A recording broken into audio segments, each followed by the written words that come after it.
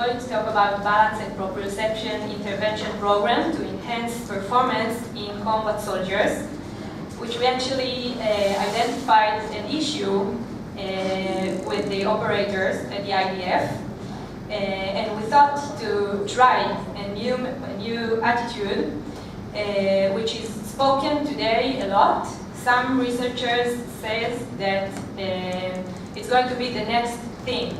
Balance and proprioception as a very important component of the physical fitness, and I'm going to elaborate about it. I would like to thank first to Dr. Nili Steinberg, which helps us a lot with this research. So when we speak about balance, first let's let's talk about the definitions. We talk about postural balance. I will call it from now on PB. Is the ability to maintain the body's center of mass within its base of support. We got static balance, which is static with minimal movement as a definition, and the dynamic balance, which is the ability to perform a task while maintaining, regaining a stable position on both stable and unstable surfaces with minimal external motion. When we talk about balance, we realize that we got 3 dimensions that we need to consider. First is the visual, second is the vestibular, and the third is the proprioceptive feedback, which all are controlled by the nervous system. So when we understand this part, we can ask ourselves if we can improve balance, if we can, so how? Proprioceptive training has been found to be beneficial for improved postural balance and increased joint condition sense, as well as in preventing lower extremity injuries, reducing recovery time, and protecting against re-injury. So it seems like, okay, it's very good. Let's see if really we can use it and to understand the rationale for our study. Sometimes during the process, it felt like an elephant standing on a ball, which is very complicated, and this is how it goes in here. When we speak about operators, let's go to this side of the equilibrium. Lower extremity and ankle joint in particular require optimal functioning under repeated movement on unstable surfaces, especially when accompanied by significant amount of external weight. So the issue of external weight is very important in here, because not unlike with the athletes, we know that the operator should go run or do some motions with his external weight. A high level of proprioception around the ankle joint is crucial to the maintenance of the stability of the ankle joint and entire body in general, as well as prevention of musculoskeletal injuries. So studies on athletes have shown that the primary strategies for the improvement of balance and stability were chiefly changing the type of airlock, adding insole, and the performance of stability and proprioception exercise on stable and unstable surfaces such as the boso. I guess you all heard about it. I will immediately show some pictures of boso, but actually it's an initials of both sides up. It's a brand, and that was what we use in this study. I like a lot to quote this research done at the medical court on 2012.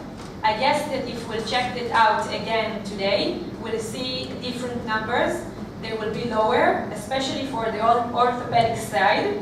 As you can see here, we got 43% of dropouts due to medical orthopedic problems. Okay, that's a lot. And when I saw it first in 2012, one of the conferences we done here So everybody agreed that we can lower the numbers and that can be minimized a lot. So how can we do it? Let's see. If we look furthermore about those 43% and see which regions were most vulnerable, so you can see the knee with 22%, the back with 27%, and the ankle with 23%, which is quite a lot, and this is for the IDF. If we look at the US, especially for the special forces, we can see only for the ankle 15% of prevalence with ankle injuries. You know what I like about ankle injuries? You can measure them very easily. You got like 1, 2, and 3, right? And it can be very easy to define, unlike other musculoskeletal injuries. So it's easy to measure, and that's the reason that we got the information about it. And if we look for a specific study done with the airborne division, here you can see similar results in here. So we do not want to see our soldiers like this.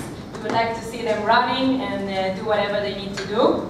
And thus, the purpose of this study was to assess the effect of proprioceptive intervention program on static and dynamic postural balance among IDF soldiers. And this was the main purpose of this study. So what we done? Our participants was 27 male soldiers at the mean age of 19 from a physical fitness instructor course for combat and was included in the current, they were included in the current study. The purpose of the course is to train the trainer. This is the attitude in the course in order to get the best operators with best physical fitness, and this is the method how we work at this course. We use 2 apparatus. This was the equipment. First is an accelerometer, inertial measurement unit, as you can see in here. And we want to check for the field test the balance beam. Okay, so this is the official balance beam, and because it's so official and it's not novel task, we did not use it. Okay, we used something else that I will show in a minute. The soldiers are they do it like on a regular basis, so we chose something else. You can see here that the upper part of the balance beam is plain. Okay, and we wanted to take like a round balance beam that it will be a novel task. The soldiers were divided into 2 random groups at the beginning of the course. The pre and post test, both groups executed proprioception test and balance test. Before and after activity, this is how we put the fatigue into the study. So both groups were tested for the following parameters: static postural balance, dynamic postural balance with no fatigue, and dynamic postural balance following fatigue. All of the tests were performed wearing uniform with no added weight in this study, though it's very important. The pre-test took place on the first day of the course. It's important, not only for the timing, also for their behavior and how they feel at the first day. And the post-test took place after four weeks of intervention. So let's see our variables. For the static balance, we took one leg, eyes open on the floor, and then you can see the development with eyes closed, with one leg on the bosom. And then we got the dynamic balance. Here you can see the balance beam that we used. Okay, this is the round one in order that it will be a novel task. So we measured total time, how much it took, numbers of failure, balance beam with no fatigue, and then again with fatigue for both measures as well. Static postural balance was measured by the accelerometers. I will mention that we took anterior-posterior, medial-lateral, and vertical while standing on this position, which I mentioned.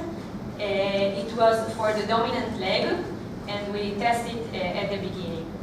For the dynamic, the protocol was 3 times crossing a military balance beam, following fatigue and without fatigue, and then we checked the numbers of failure. For the intervention group, they performed 10 minutes daily in 2 sets of 5 minutes, 5 different exercises performed on the bosso, 1 minute each, 4 static exercises, and 1 dynamic. Changing exercises and growing difficultly every week. The control group did some stretching for the upper body. Here you can see some of their practice. This is the bosso, for whom of you don't know, and they actually liked it a lot. Here you can see the protocol for the exercise. Here you see the weeks. Okay, so we got 4 weeks, and here's the exercise and the gradual way we developed it from the easy exercise to the most difficult one with jumping, and as you can see, some of them are dynamic. As for the results, so as you can see here, we found statistical significance in the interventional group when we look at pre and post. At positions 3, just to mention, position 3 was standing on 1 leg on the bosso. So we can say that the interventional program was beneficial to them, and they showed at the vertical part of the accelerometer a good result. The same results we got for the anterior-posterior part, again at the intervention group, pre and post, as you can see in here. We also wanted to measure the correlations. It was important for us in order to explain what we got at the last results. So following intervention, the intervention group showed significant correlations between all static postural balance parameters measured by the accelerometer in the condition 2, eyes closed, and the dynamic postural balance in the fatigue test. So here you can see the R, the value of the R, which is pretty good. And at the same breath, I say that no significant correlations were found in the non-fatigue test, which is very interesting in my opinion. So this was for the static part. For the dynamic part, we find no significant changes between the groups or within the groups. If we discuss and try to conclude our results in the current study, with only healthy soldiers, I emphasize that because most of the studies that I read deal mainly with injured soldiers. So here we got healthy soldiers, and it was expected that intervention group would improve all the static condition tests. Nevertheless, our results are an important insight regarding human military performance because most activities that need to be performed under actual conditions are performed at night under the dark while walking quietly on unstable, narrow or bushy terrains. I just put here one picture of our last operations of protective edge with all the tunnels issues. And here it becomes very relevant to talk about proprioceptive abilities and balance. In the current study, dynamic postural balance did not change significantly in either group following intervention. A possible explanation can be associated with the content of the interventional program, which highlighted the static exercise more than the dynamic one. Most of the military physical demands are dynamic, and it seems that focusing mainly on static practice was insufficient. However, I have to say that when you have only 4 weeks, you should start with the static exercise in order to build the ability. So our ability to go fast to the dynamic one was a bit problematic here. And then we thought about the fact that we need more time for the research. Some limitations. So when we tested the soldiers on the balance beam, we took time, a number of failures, but when they fell, the time kept running. So this measure can be a bit problematic. However, we took it anyhow. The pretest was performed in the first day of the course and perceived as part of the entrance test. So maybe stress could influence them because they were afraid that they will not be able to entrance the course. The intervention program was 4 weeks only, and it's pretty short. Future study. So we are going to use a nice device developed on Australia, which is called AMEDA, and it's going to test the proprioceptive ability. This is the apparatus, and we look forward to start working with it. And the second thing is updated intervention program expanding the dynamic component. The participant, and here I would like to thank Omri, which is going to collaborate here with us, because we are going to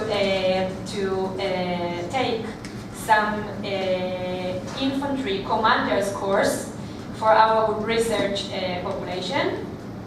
We're going to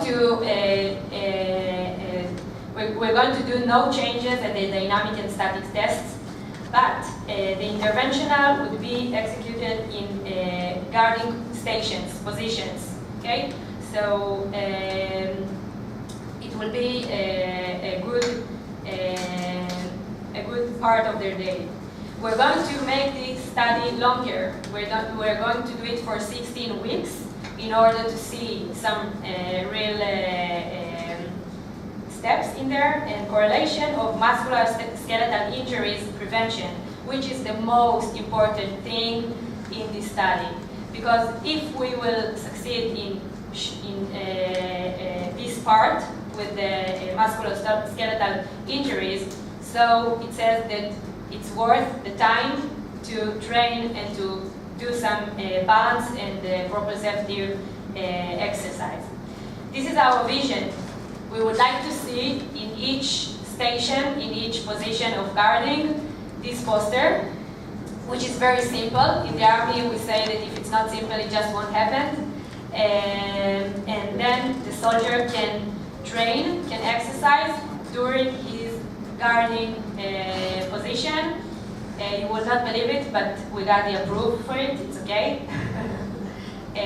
So this is really our vision, and thank you for listening.